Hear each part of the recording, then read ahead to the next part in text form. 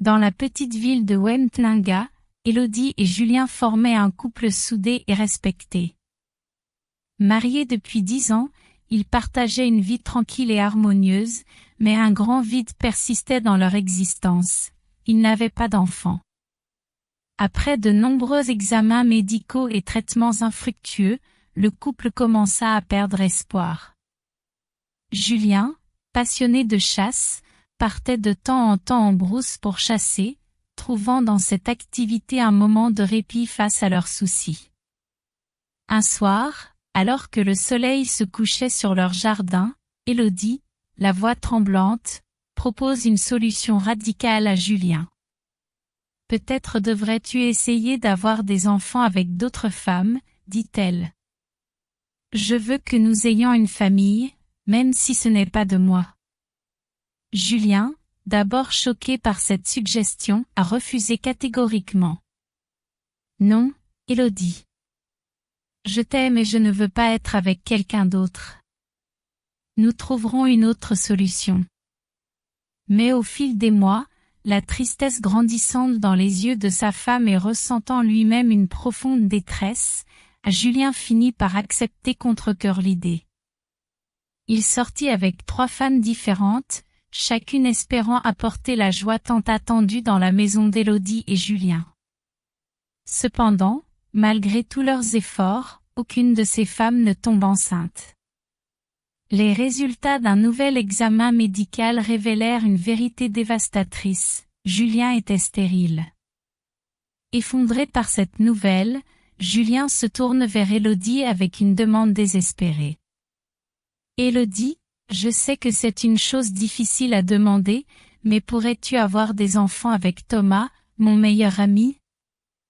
Thomas avait toujours été proche du couple, un ami fidèle et loyal. Élodie et Thomas refusèrent d'abord cette proposition choquante. Ils ne voulaient pas trahir la confiance et l'amour qu'ils avaient pour Julien. Mais la persistance de Julien, combinée à leur désir de le voir heureux, finit par les convaincre. Élodie et Thomas acceptèrent, et après plusieurs tentatives, Élodie tomba enceinte. Ils eurent 3 beaux enfants au fil des années, Sophie, Maxime et Émilie. Après la naissance de leur 3e enfant, Julien décida qu'il était temps de mettre fin à l'arrangement.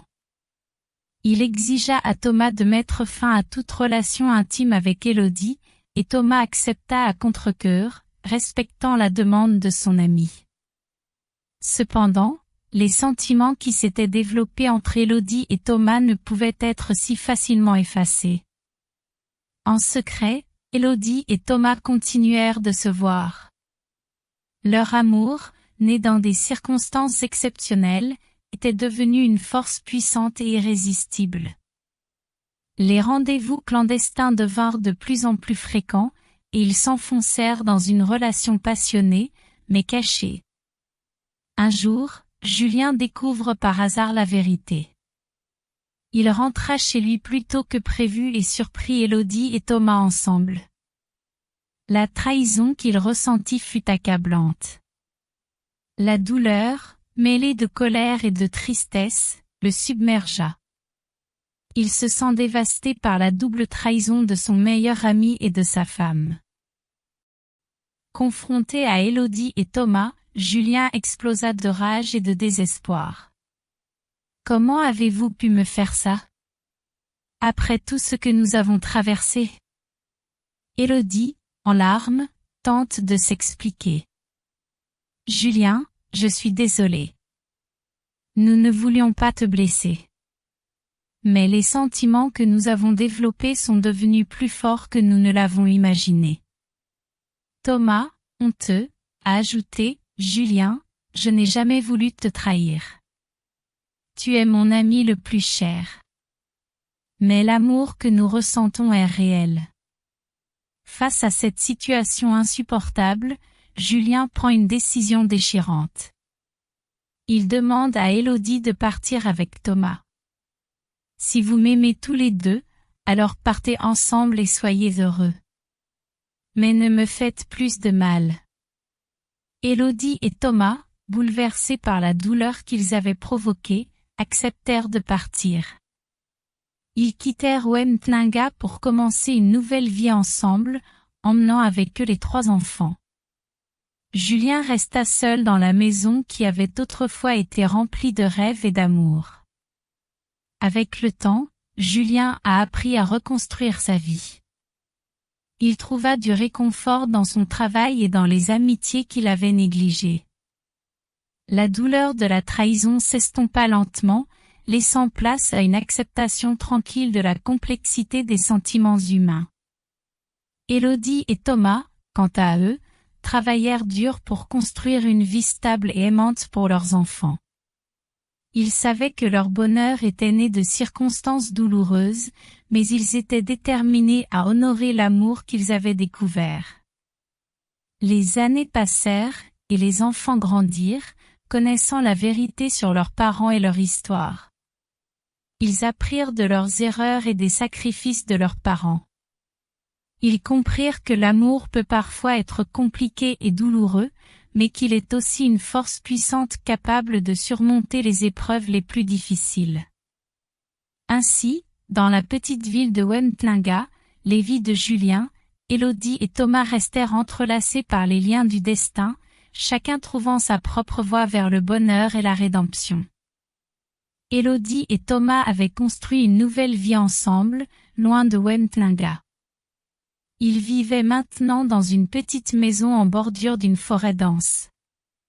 Les enfants, Sophie, Maxime et Émilie, semblaient s'épanouir dans cette nouvelle vie, même si une ombre persistait au-dessus de leur bonheur.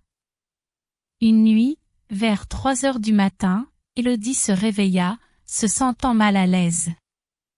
Elle sortit discrètement du lit, espérant trouver un peu de calme en se promenant dans la maison.